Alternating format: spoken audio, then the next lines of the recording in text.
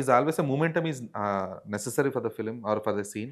No అండి. Not always అండి. So it has to film should little settle settle down down. And then మీరు actually ఇప్పుడు మనం if you are specifically talking దండోరాలో like once Bindu గారి character enters the film little settles down because that is needed. Like as a character, Shivaji Gari state of mind is not like how he was before. Like his state of mind is very different. Tanu oka and మీరు actually చూస్తే taking కూడా అక్కడ అలానే ఉంటుంది.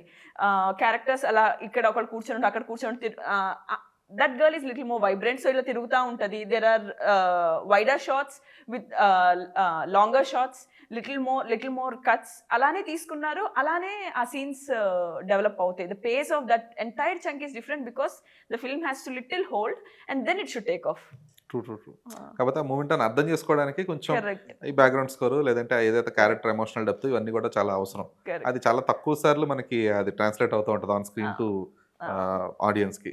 So అది అప్పుడు మాత్రం editor కొంచెం స్ట్రిక్ట్ గా ఉండాల్సింది. అది మీరు చాలా రెగ్యులర్ గా చదివే ఒక లైన్ కదా. లైన్ అవును. లైక్ ఇక్కడ లాగ్ ఉంది, అక్కడ లాగ్ ఉంది. Lag okay.